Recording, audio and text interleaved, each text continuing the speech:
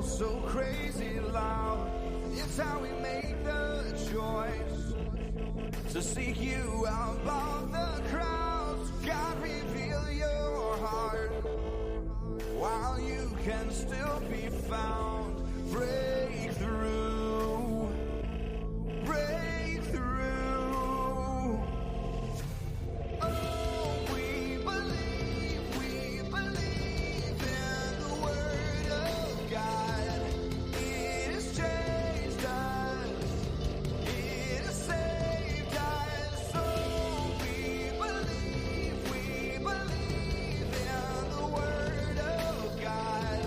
It has raised us back to life.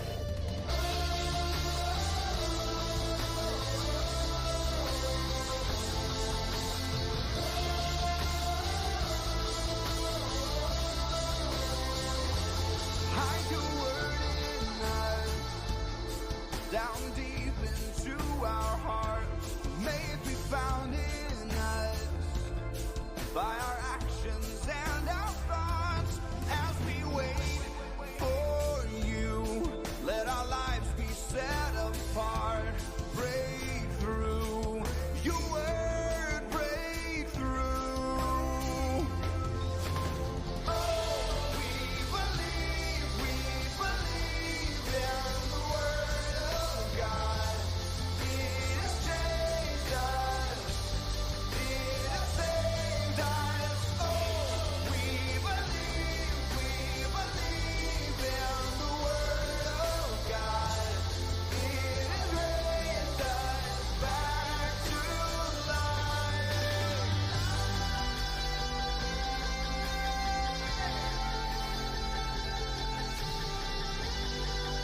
Hey everybody, I jumped on like normal. Say howdy.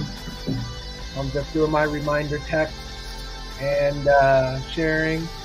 Captain Jen is watching a bunch of little kids beat each other up. She's at wrestling practice. And so her internet's going to keep freezing. So she'll probably have a lot of funny faces.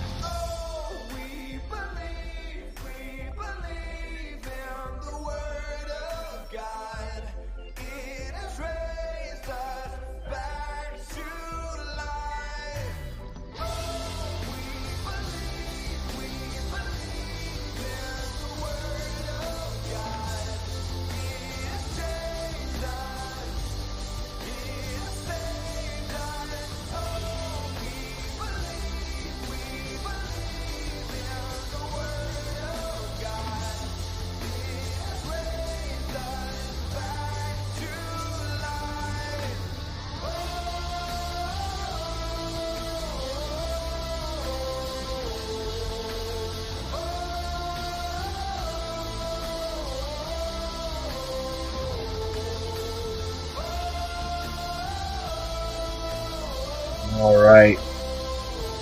I realized my mic was muted. I don't know if everybody heard what I was saying.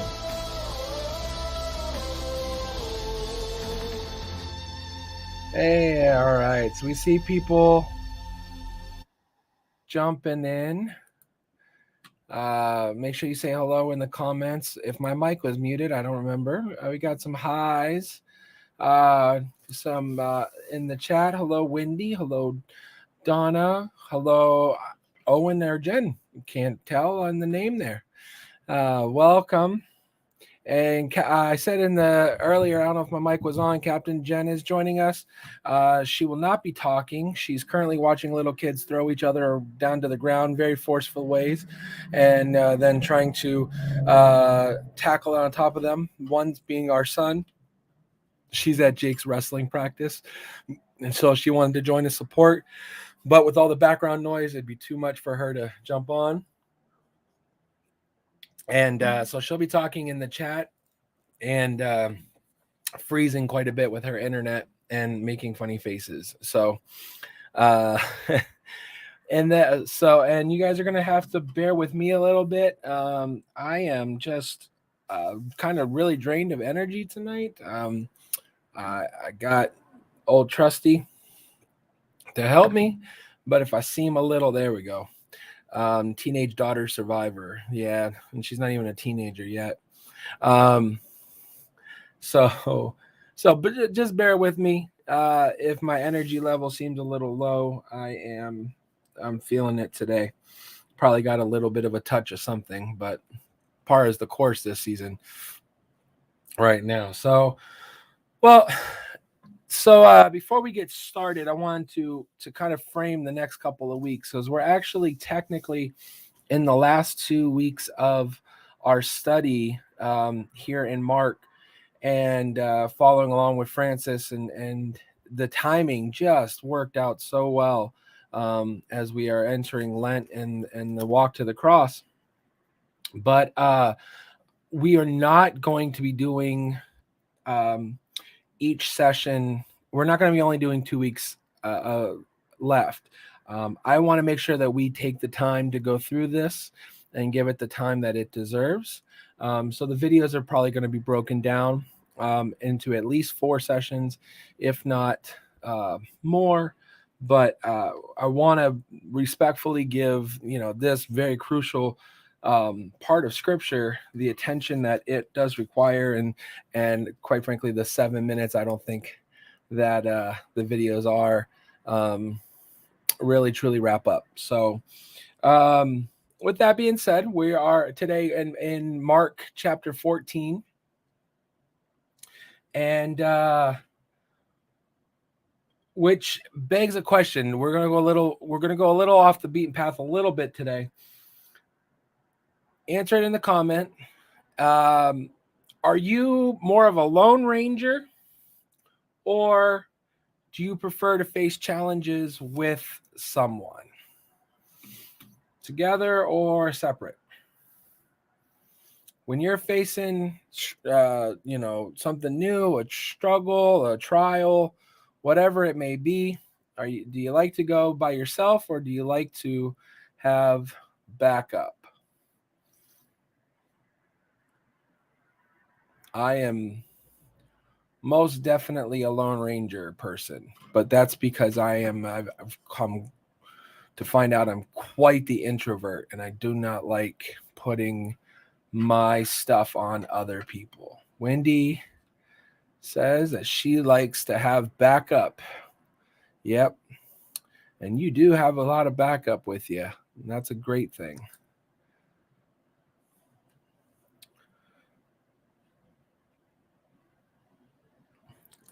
This will show up as Army Berwick, but Captain Jen says it varies from trial to trial. It's true. Situations sometimes you don't want everybody to know your business. Only some people to know your business. And so, yeah. Well, Jesus had a crew with him his whole ministry.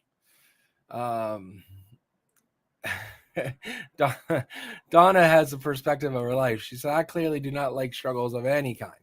Yes, we are kind of with you there. They need, but for some reason we're a magnet to them, it seems. Well,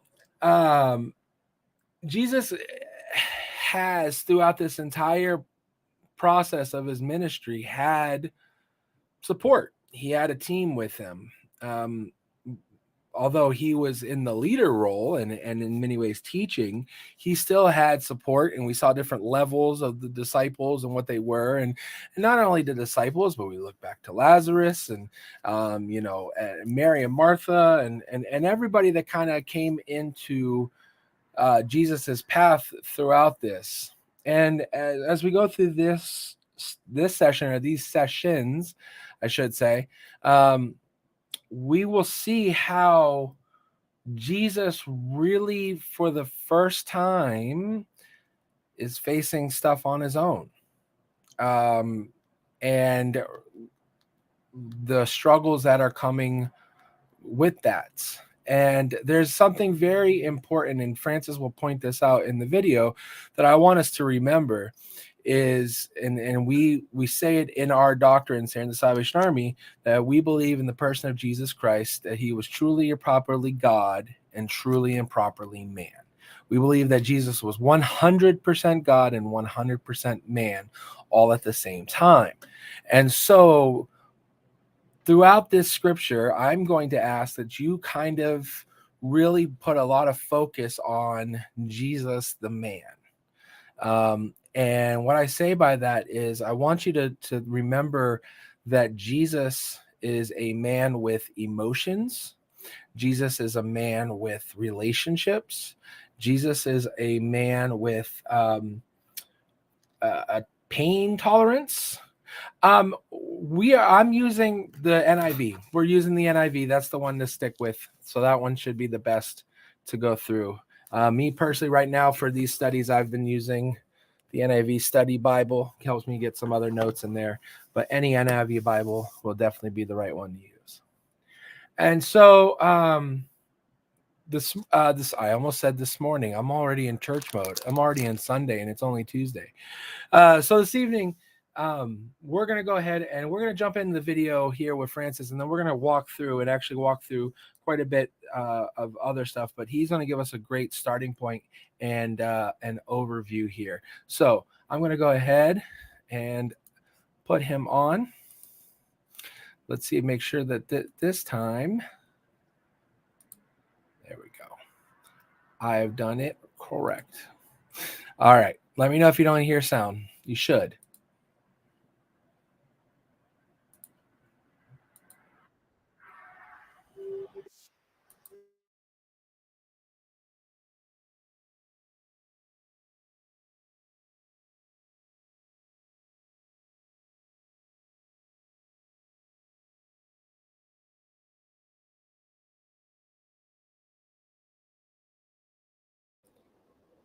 He hasn't talked yet. You don't hear the music?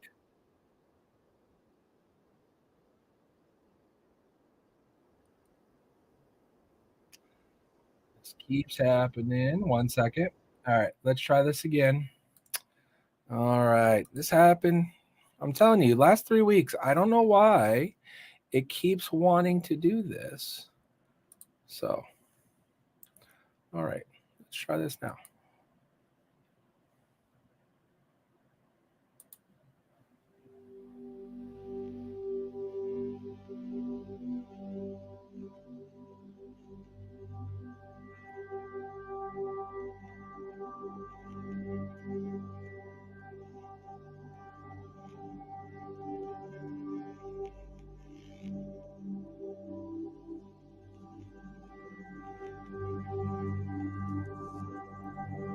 All right, we're good.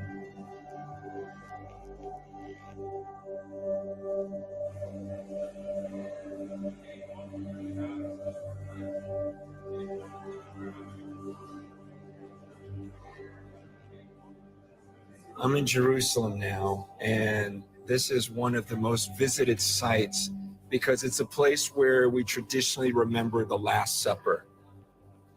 And you have to just try to understand how much emotion is going on in this time. Jesus and his disciples. Remember, Jesus is fully human. So don't read these passages like, oh, it didn't hurt him as much because he's God. Yes, that's true, but he's also 100% man. And so when he gathers with his disciples this last time to have this Last Supper, the scriptures say that he was looking forward to it. Why? Because he really loved these men. And so when he's taking of this supper, it's a very, very intimate time. As I read these verses, just try to imagine him saying this to these friends of his that he deeply loves. And as they were eating, he took bread and after blessing it, broke it and gave it to them and said, "Take, this is my body." And he took a cup, and when he had given thanks, he gave it to them. And they all drank of it. And he said to them, "This is my blood of the covenant, which is poured out for many. Truly I say to you, I will not drink again of the fruit of the vine until that day when I drink it new in the kingdom of God." He's looking at this group that he is so close to and so in love with and said, "This is my body. It's broken for you. This represents my blood that is spilt for you." And this is it, guys.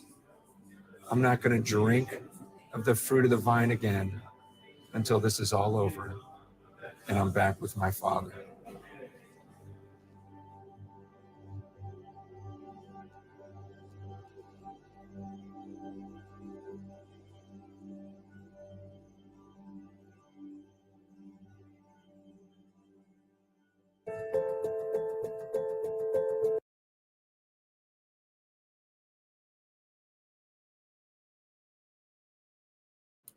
All right, like I said, we're gonna be breaking this up, so we're gonna come back to that. But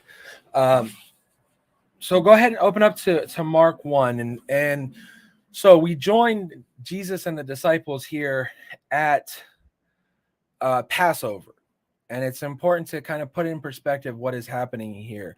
So Passover was the celebration of the Jewish people of when the angel of the Lord passed over the homes of the Hebrews rather than killing their firstborn sons as he did the Egyptians during that Old Testament time. They were in Egypt, they're all this ill. So this was a time of celebration for the Jews.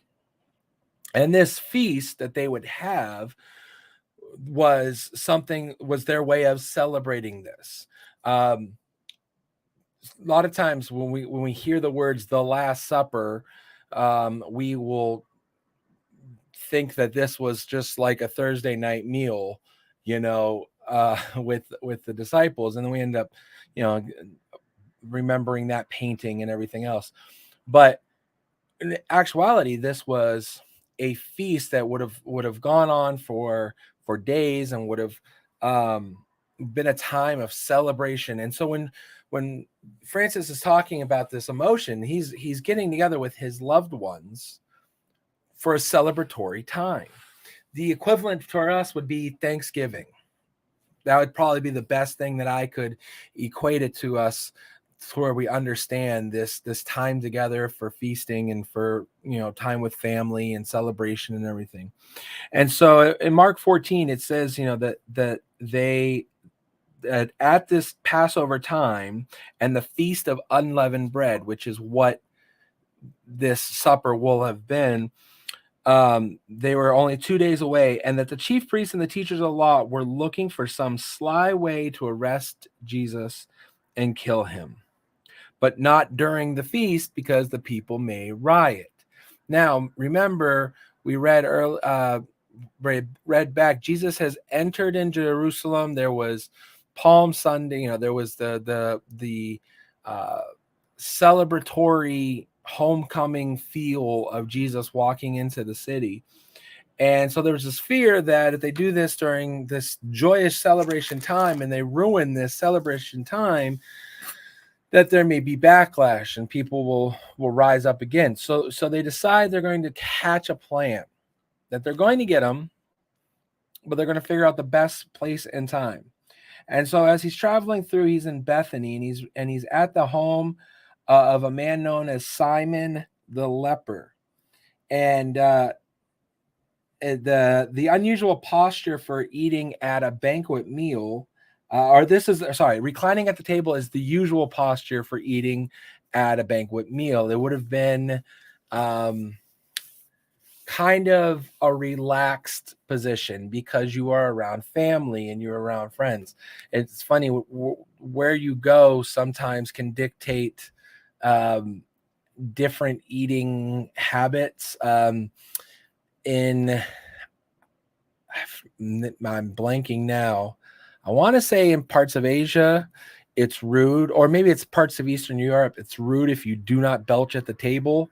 after the meal. If men do not, loosen their pants, it's seen as a sign of disrespect.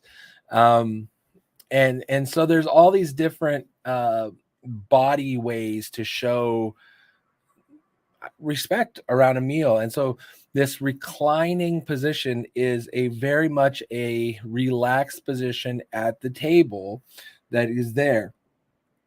And we know from John's gospel that Simon the leper was a woman, and that she was she's there, and she has an alabaster jar, it says, with expensive perfume. You got to remember, I always talk about putting yourself back into this time and place. First off, perfume would have been hard to get. Would have been a something, not, we're not talking about Elizabeth Taylor diamonds right now. We're not talking about anything like that. We're talking about something that would have been used very sparingly and in very special occasions and very special ways. And it would have been more of like an ointment, not like not like what we see today, and Chanel No. 5 kind of thing. And it would have been in a beautiful bottle, and would have, again, been brought out for the very, very special occasions. And so it says here that a woman came with an alabaster jar of very expensive perfume made of pure nard. She broke the jar and poured the perfume on his head. So ruining the jar, pouring out all of this expensive perfume. And it said that some of those presents were saying indignantly to one another, "Why waste the perfume? It could have been sold for more than a year's wages." So put that in perspective. A year's wages it could have been sold for. The medium income in the United States right now, I believe, is about $55,000-$60,000 a year. So we're talking, in this day and age, a $50,000 bottle of perfume, ointment, whatever, that she broke the bottle so it couldn't have been repaired, and poured it all over Jesus. And the money could have been given to the poor. And they rebuked her harshly. This reminded me of something that just happened recently. A YouTuber that all the kids watch, named Mr. Beast, just did a video where he got 1,000 people. Hey, Jake. He did a video where he got 1,000 people that were able to, I believe it was to get corrective eye surgery, or either eye surgery or hearing, like cochlear hearing implants. And they were able to either see or hear for the first time.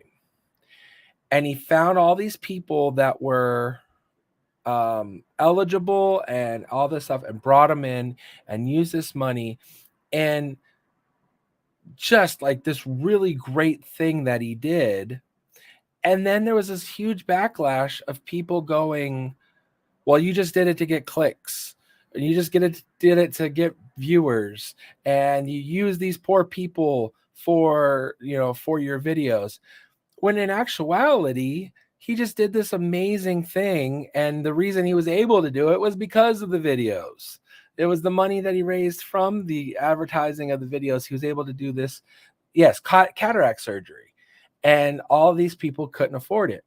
And they said, why would you waste the money just to make a video? Why didn't you just use the money and just give it to them? Or why didn't you? Not realizing that video was then going to make even more money, which then could be used for other things. And so their perspective of what was important was all mixed up. And Jesus calls them out on this. He says, "Leave her alone. Why are you bothering her? She's done a beautiful thing to me. The poor you will always have with you, and you can help them anytime you want, but you will not always have me. Here we are again with Jesus starting to let people know, hey, I'm not going to be here. But you always have me. She did what she could. She poured out perfume on my body beforehand to prepare me for sleeping. Oh, sorry. To prepare me for my burial. I tell you the truth, wherever the gospel is preached throughout the world, what she has done will also be told. So the when they would die, they would put this perfume on the dead because literally they would, this is going to be disgusting, but it's what it is. The bodies would decompose in burial and would smell up the land. And so they would basically cover the bodies with stuff like this to try to offset the smell of the decomposing bodies. And it tended to be a very similar to our burials when, we pick out the casket and we pick out the clothing and we prepare the body and we do all these things. It becomes a very solemn and very we have things picked out that mean something, and it's, family stuff or whatever it may be. Very similar here. This perfume would have been like that. And so Jesus is saying she's preparing me for my burial. And so when my story is told, people will hear of her. And so it seems like such a small moment, but in actuality, it's one step closer to the preparation of what needed to happen for Jesus. And so as this is happening in verse 10, it says, then Judas Iscariot, one of the 12, went to the chief priests to betray Jesus to them. And they were delighted to hear this and promised to give him money. So he watched for an opportunity to hand him over. So the chief priests, the teachers of the law, they're looking for a way to arrest Jesus and for some way to have him come, to get him. And here comes Judas, walks right up to them, and they get Jesus plopped in their lap. They don't all of a sudden, they don't have to think of a plan. The plan comes to them. And so Judas sets this up, and then we find ourselves on that day, the Lord's Supper. Now, we think of that painting, Michelangelo's Last Supper, and I was thinking of Last Suppers and final meals, and Captain Jen, you can have everybody laugh at me. I think back to camp, and so I'm going to show you guys a photo here of 16-year-old Captain Mike. Let me pull this up. And so I have it, so I can't. Let me see. There we go. I got to be able to see the screen. There we go. All right. So there I am all the way on the left in my awesome tiger print shirt, as one would have on as a 16-year-old in 2000. The girl sitting at the table in front of me was my ex-girlfriend who I was dating at the time. And then there was a friend who I'm still great friends with today sitting next to her, another counselor behind him, now an officer, and then one of my best friends as a teenager, and then another friend I was close to, and yeah, that looks like Jake, and then another friend that I've recently reconnected with. And so this was 23 years ago, let me be specific. And here we are behind the table, all in the Last Supper pose, unknowingly. But what this is at Camp Allegheny, and this is we would have, and my wife had one similar at Camp Sebago, and we just don't have the photo of it. We would have our final banquet. And so after an entire summer of doing ministry together, we would have this final banquet where we sat with each other, and it was an emotional night. We dressed up, and there's all the campers are gone for the season. Then we know the next day usually we all would leave and be going back home. Many of the staff would be going halfway around the world back home, and we would be reminiscing of the summer, and you're literally with these people 24/7 for 3 months straight, and you get very, very close, and it becomes a very, very emotional thing. All right, I'm gonna stop showing my bad tan and no glasses, my contacts. So but if it was in many ways a last supper for us working at camp. And don't worry, I've seen my wife's picture. She's with her boyfriend at the time as well, or dating guy. So I can point out what you were dating there to that picture, to that meal at least. She's like, no. But it is a very emotional time that you kind of get together, and that's what Jesus is heading into in this Passover season for this meal with. I can see her typing frantically, and so I was like, I'm stretching to see what kind of trouble I'm in. Jesus is heading into this meal with these people that for the last 3 years. Yes. Yeah, I'm sure you looked great in bangs. That for the last 3 years had done ministry with, and so it's a very emotional time as they are sitting, going to be breaking. And the kicker was they didn't know it was the last meal. Jesus is the only one that knows that this is their last meal together. And so, verse 12, we come into this moment. And it says, on the first day of the Feast of Unleavened Bread, when it was customary to sacrifice the Passover lamb, Jesus' disciples asked him, where do you want us to go and make preparations for you to eat the Passover? So he sent 2 of his disciples, telling them, go into the city, and a man carrying a jar of water will meet you. Follow him and say to the owner of the house he enters, the teacher asks, where is my guest room, where I might eat the Passover with my disciples? He will show you a large upper room, furnished and ready. Make preparations for us there. And if that sounds familiar, he tells the disciples on the entrance to the city, go, you will find a man with a donkey, and you will take him, prepare him, and bring him for my entrance.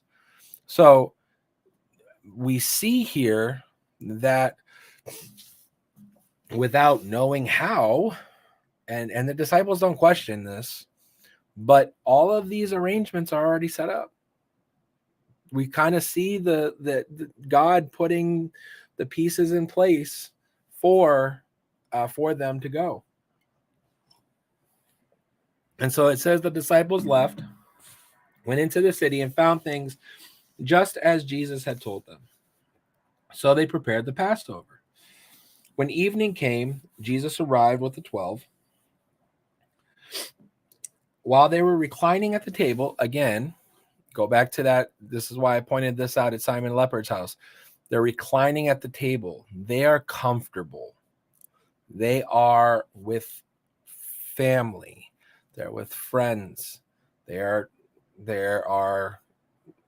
in a position of putting their hair down. It is very familiar to them. While they're reclining at the table and eating, he said, I tell you the truth, one of you will betray me, the one who is eating with me.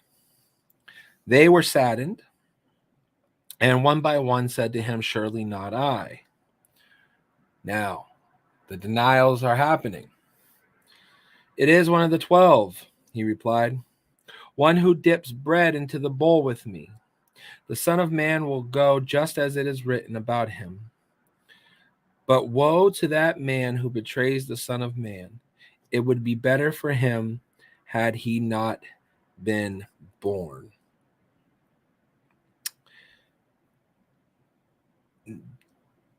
This is a struggling passage because it goes back and forth to, and this is one I'm not going to answer because I work my way through this as well, because many theologians and teachers have gone through this concept of, was Judas a part of this plan or not?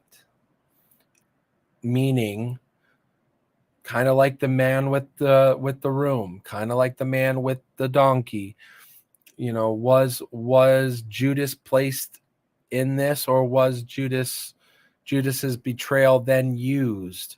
And then it goes farther with, because of the betrayal of Jesus, and the subsequent actions of Judas, is he in heaven? And so it's very hard there.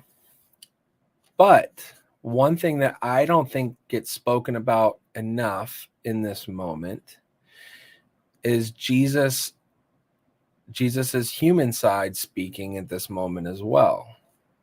Because as much as Jesus knew that Judas was going to be the one to betray him and how this was going to unfold, doesn't mean it hurts any less. Judas was his friend. Judas was his disciple. Judas had traveled with him for 3 years. And so that doesn't mean that it didn't hurt Jesus anymore to have his friend betray him. And, we've all had moments of betrayal by friends. And, it hurts. We know for sure.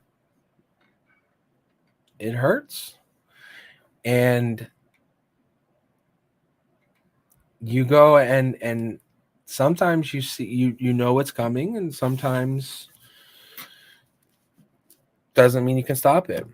And so it doesn't mean it doesn't hurt any less. And same thing with family. Same deal. Whether it be immediate family or extended family, just because you can have an expectation, and you guys are probably, and those watching later too, ever have someone who said they're going to be somewhere or do something for you, and you're like, yeah, I'll see it when I believe it. Well, when it doesn't come to fruition, you knew it wasn't going to the whole time, but that doesn't mean it hurts any less. So there is an element of this to me that I wonder, and this is in Mike Buzzard's mind, how much of this is Jesus the man talking out of hurt? Woe to that man who betrays the Son of Man. It would have been better for him not to be born. And so I think that there is an element of that has to be taken into consideration. Because throughout this, and especially as we'll see, coming up here into the garden, that Jesus's human side comes through all the time on the walk to the cross. And because of the sacrifice that he makes, so often we don't look at that side of the equation. But there's so many instances, easy for me to say, of Jesus being a human and having feelings and feeling pain. So he is having this, even just what we read, this indignation. Man, goodness, I swear there's nothing in my coffee. Indignation of like, how dare you call out this woman for pouring this over my head? Do you not know what how special this is? What a moment this is, and having to, having that moment there. That a lot of that's human. Like, do you not get this? Are you not paying attention to this? And then you get Jesus here at the supper, and this coming out of talking about the betrayal, and then we will see here going on talking more about it, and the emotion of it doesn't say it here, but I can see Jesus getting choked up as he's going over the next moments of the wine and the bread. Then you get to Gethsemane, and we're going to see him really show a human aspect here, and multiple levels. One, going and asking for the cup to be taken away. Two, getting frustrated with his disciples, that they couldn't even stay awake. Three, just the exhaustion of it all. And then we, the physical pain that we see that he goes through, and everything. Just so many instances of pain in different levels that Jesus the man will go through in these next few weeks of us going and reading through this, that I just really think it's overlooked in a lot of ways. And so 22, it says, while they were eating, Jesus took bread, gave thanks, and broke it, and gave it to his disciples, saying, "Take it, this is my body." Then he took the cup, gave thanks, offered it to them, and they all drank from it. "This is my blood of the covenant, which is poured out for many," he said to them. "I tell you the truth, I will not drink again of the fruit of the vine until that day when I drink it anew in the kingdom of God." So he like Jesus has done, the king of what's the word I'm looking for, Cap? Analogy, the king of, he's putting it, these concepts into phrases where making the disciples think about it. He is not saying straight out, "Hey guys, in a couple of days my body's literally going to be broken by dying," and saying, "Hey guys, my blood is about to pour out from being hung on a cross." He's not saying that. He's telling them that he is going to die and it is going to be broken, but it's in this moment of in this moment of fellowship with his brothers, breaking of the bread, which was a sacred time together. You sat and ate, you broke bread, you were thankful for what it was. And Jesus here, he's giving the metaphor. Thank you. Putting it in a better language so they can understand. He's having this, this sacred kind of time, and the disciples are just kind of going through this and just kind of giving thanks. And here he goes and turns this metaphor of like, not only is this going to happen to my body, but as I share this with you, so will the breaking of my body, the pouring of my blood be for you, be with you. You are in this with me. We are going through this together. And it's a moment of Jesus bringing them into this without bringing them into it. He's got to walk the actual road alone. He's got to go on the cross alone. He's got to do all these things alone. But it's his way of saying, like, this will be us, together. And, it's very much wartime. There's the guys would go off to war, and their wives would give them, mementos that when they think of that, or they look at that, they were to think of them, and even though they were the men were going off into to these battles and to give of their lives, They were going to be with the wives were going to be with them the whole way. And this is very much where that kind of came from, this thought of Jesus saying, even though I'm about to walk this road, we break this together. I will be with you. You will be with me. And then he says, he puts in perspective and says, listen, I am not going to, the wording of this is very, very important, where he says, I will not drink of the fruit of the vine. We preached about this the other week in church, being connected to the vine, the life giver, the fruit of the vine. Jesus is saying, I will not be partaking of this ministry with you together. And again, until I am drink it anew in the kingdom of God. This is it. And even in a practical way, I think of when he's on the cross and they are offering him, the wine sponge and the vinegar sponge, and he's not partaking. And then finally we get verse 26. When they had sung a hymn, they went to the Mount of Olives. And so as they're going along the way, we get to verse 27, and the Mount of Olives, we on this path, and this is all one journey that they're going on. Verse 27, you will all fall away, Jesus told them, for it is written, I will strike the shepherd and the sheep will scatter. But after I have risen, I will go ahead of you into Galilee. And here's Peter, who we just talked about a couple weeks ago, talking about how having his aha moment about, realizing who Jesus is. And Peter's the one that says, even if all fall away, I will not fall. He has the hothead, speak first, think later. That's what Peter does. He is an emotional man. And he is saying, listen, all these other guys might deny you, which is really funny to me too. He throws all the other disciples under the bus and says, they may all deny you, but I will never deny you.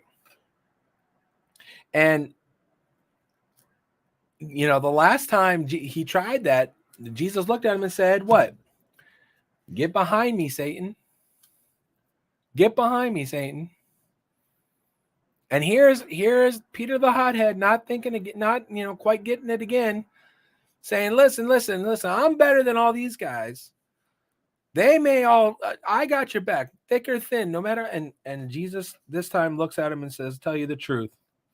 Today, tonight, before the rooster crows twice, you yourself will disown me 3 times. But Peter insisted emphatically, even if I have to die with you, I will never disown you. And then all the others said the same. Sometimes our mouths go quicker than our brains. And there's a something I learned in I want to say maybe it was in our child psychology class or whatever. Did you know it is a physical impossibility to speak and listen at the same time? Your brain cannot decipher your words and other sounds completely at the same time. You may hear words, but you cannot listen and speak at the same time. It is a physical impossibility. And Peter is so busy also thinking ahead, and he's thinking ahead and thinking about what he's going to say, and or not thinking about what he's going to say and being indignant that he's talking and he's not hearing Jesus. On the Sunday on the way over, Jake, God love him, he has a tendency, he picked it up from his father, he inherited it from his father, no doubt, to just nonstop talk. And when we say nonstop talk, my wife and I have to say to him multiple times, Jake, breathe. because he will just go from one subject to a next subject and a next, and just keep going and going and going and going. And it's just, no slowing him down. And he's not hearing anything as well. And so Sunday we're in the car, and he's talking and he's talking and he's talking. He's trying to talk to Lily, and Lily goes to say something, and he just talks over her, and she goes to say something again, and he talks right over her, and she just kind of turns her body, and she's becoming a teenager, and she just sits there and she goes, rude, rude, rude. But he's not hearing her say rude, rude, rude. And he's going on and he's keeping going. And finally I had to say, Jake, you keep interrupting your sister to the point where she's calling you rude, because you are. And then once he realized it and recognized it, he then apologized. And, Lily was able to get out what she wanted to say. But that's what Peter has constantly done. Speak first. Think about the next thing he's going to say. Be completely into these thoughts and not read the room. Not recognize what Jesus is saying. And Jesus flat out tells him this time, nah, Peter, you are going to be the one. And then I love how, and you can tell later on, this is a little foretelling, as they talk about in movies, or foreshadowing, where you see bits of what's going to happen in the future. Jesus ends up calling Peter the rock on which I will build my church, because he sees Peter as the leader. And it's very apparent here, because we see it right here where he says, he insisted emphatically that even if I have to die with you, I will never disown you. And that's when all of the other disciples finally chime in and go, yes, us too. Me too. Me three. Absolutely, Jesus. It's like, yeah, from the Sandlot. On a side note, I can't take, I've found that one of my annoying traits when I hear from people are repeaters. I listen to a lot of podcasts, and I can't stand when someone is a repeater, where somebody will say something and they'll say the exact same thing. Like, oh yeah, it was a great time. Yeah, it was a great time. Well, just because you extended how it was said, you're saying the same thing. But the disciples, they heard it from Peter and they followed him. And it shows a little bit of what that's going to look like down the road. Well, we're going to, that's where we're going to end today, because, like I said, we're going to give these scriptures the time they need. And we know we're going to be heading into the Garden of the Gethsemane next week, and really seeing what I think might be the most vulnerable side of Jesus that we see in his entire ministry outside of Lazarus' death. And it just reminds us how much Jesus really did feel while he was here, and just relate to him all the more. So we'll get into that next week.